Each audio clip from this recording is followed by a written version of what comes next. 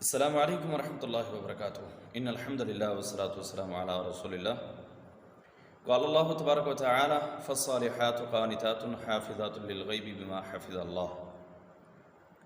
قال رسول اللہ صلی اللہ علیہ وسلم الدنیا كلها متاع وخیر متاع الدنیا المرأة الصالحہ او کما قال علیہ الصلوۃ والسلام۔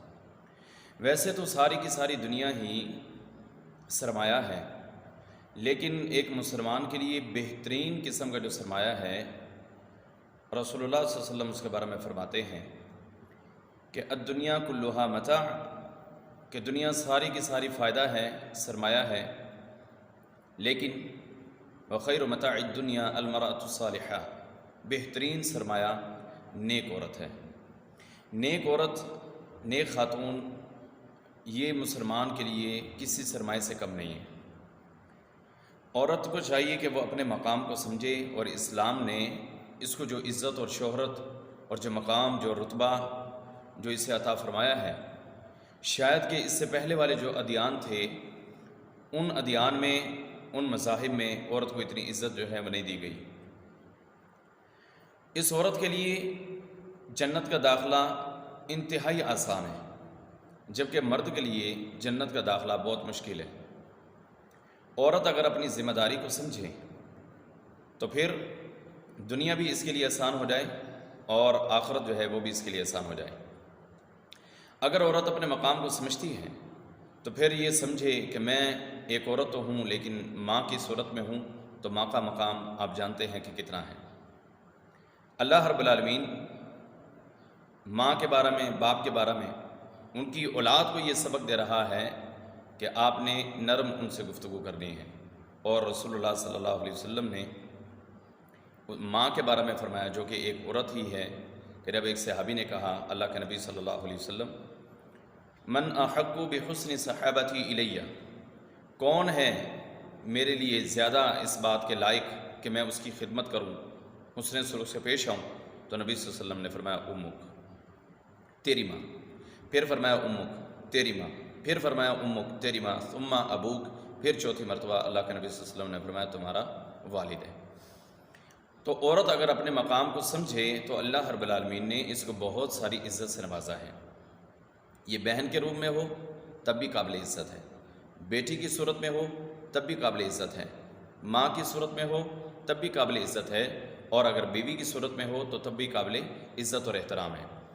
تو یہ عورت جو ہے اگر یہ اپنے مقام کو سمجھے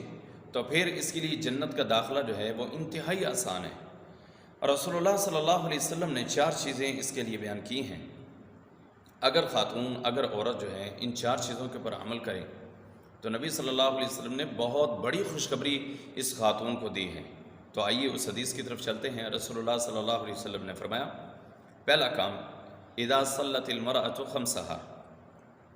عورت پہلا کام یہ کرے کہ جو اللہ رب العالمین نے اس کے اوپر دن اور رات میں 5 نمازیں فرض کی ہیں ان کی پابندی کرے۔ اذا صلت المرأة خمسہا، 5 نمازیں مکمل پڑھے، اور پھر فرمایا وصامت شہرہا، 1 مہینے کے اس نے روزے رکھنے ہیں۔ تو ڈیفینیٹلی 1 سال کے بعد جو ہے وہ ایک مرتبہ رمضان آتا ہے، تو اس رمضان میں 29 یا 30 دن جو ہے وہ روزوں کے ہوتے ہیں، تو وہ 29 یا 30 دن وہ روزے رکھیں۔ تو فرمایا کہ وصامت شہرہا، اپنے مکمل 1 مہینے کے وہ روزے رکھیں۔ اور پھر تیسرا عمل اللہ کے نبی صلی اللہ علیہ وسلم نے فرمایا وحفظت فرجہا، اور ایک روایت میں ہے وحسنت فرجہا، فرمایا کہ وہ اپنے جسم کی حفاظت کرے، اپنی شرمگاہ کی حفاظت کرے، اپنی عزت کی حفاظت کرے۔ اگر وہ اپنے جسم کی حفاظت کرتی ہے تو 3 کام ہو جائیں گے۔ پہلا کام نماز پڑھنا ہے، دوسرا کام رمضان کے روزے رکھنا ہے، تیسرا کام اپنے نفس کی جو ہے وہ حفاظت کرنی ہے، اور چوتھا کام اللہ کے نبی صلی اللہ علیہ وسلم نے اسے کیا دیا، وطاعت بعلہا، فرمایا کہ جو اس کا خامد ہے، جو اس کا شوہر ہے، اس کی وہ اطاعت کرے، اس کی فرما برداری کرے۔ یہ 4 کام اللہ کے نبی صلی اللہ علیہ وسلم نے اس خاتون کے بارے میں فرمائے کہ اگر یہ عورت جو ہے، ایک مسلمان خاتون، مسلمان عورت، اگر یہ 4 کام کرتی ہے کہ وہ 5 نمازیں پڑھے، 1 مہینے کے روزے رکھے، اور اپنی شرمگاہ کی حفاظت کرے، اپنے نفس کی حفاظت کرے، اور ساتھ اپنے خامد کی اگر اطاعت کرتی ہے، تو اب خوشخبری کیا ہے؟ اللہ کے نبی صلی اللہ علیہ وسلم فرماتے تدخل الجنت من ای باب شاءت، تدخل الجنہ من ای باب شاءت، وفی روایت من ای بابن شیتی، رسول صلی اللہ علیہ وسلم فرماتے ہیں کہ جنت کے 8 ٹوٹل دروازے ہیں، تو ان جنت کے 8 دروازوں میں سے جس سے بھی یہ خاتون گزرنا چاہے اس کو کوئی روکے گا نہیں۔ سبحان اللہ، اتنا پیارا عمل ہے۔ ہماری خواتین یہ سمجھتے ہیں کہ ہمیں شاید وہ احترام نہیں دیا جاتا، وہ مقام نہیں دیا جاتا، وہ عزت نہیں دی جاتی، تو یہ ان کی غلط فہمی ہے۔ اسلام نے عورت کو بہت زیادہ عزت دی ہے، اسلام نے عورت کو بڑا مقام دیا ہے، اسلام نے عورت کو بڑی شان و شوکت سے نوازا ہے، اس کا بڑا احترام ہے، اس کا بڑا وقار ہے، اس کی بڑی عزت ہے۔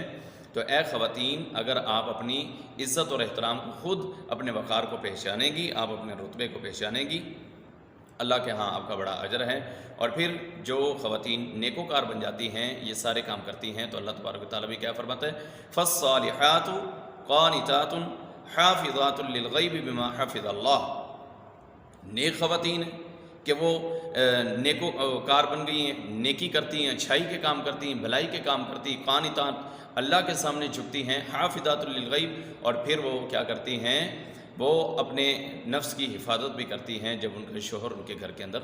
نہیں ہوتا، تو اس صورت میں یہ خواتین کا اجر اللہ کے ہاں پھر بہت زیادہ ہو جاتا ہے۔ تو ہماری جو بہنیں، ہماری جو مائیں، ہماری جو بیٹیاں یہ سمجھتی ہیں کہ ہمیں وہ عزت اور احترام نہیں دیا جاتا، تو آپ یہ سمجھیں کہ اللہ نے آپ کو بڑا عزت دیا ہے، بڑا مقام آپ کو دیا ہے، آپ اپنے وقار کو، اپنی عزت کو پہچانیں اور یہ اعمال آپ بجا لائیں، انشاءاللہ اللہ کے ہاں آپ کا بہت زیادہ اجر ہے۔ وگرنہ خواتین، اللہ کے نبی صلی اللہ علیہ وسلم نے جس طرح ان کے بارے میں فرمایا کہ میں نے جہنم کے اندر اکثریت خواتین کی دیکھی ہے، تو یہ ان کے اپنے اعمال کے سبب سے ہیں۔ یہ علیحدہ ایک ٹاپک ہے، انشاءاللہ میں اس کے اوپر گفتگو کروں گا، لیکن ہماری مائیں اور بہنیں، ان کی بڑی عزت ہے۔ تو یہ 4 کام آپ کی ذمہ داری ہے، اگر آپ یہ کرتی ہیں تو انشاءاللہ جنت کے 8 دروازے آپ کے لیے کھلیں گے۔ اللہ سے دعا ہے اللہ عز و جلال ہمیں عمل کرنے کی توفیق عطا فرمائے۔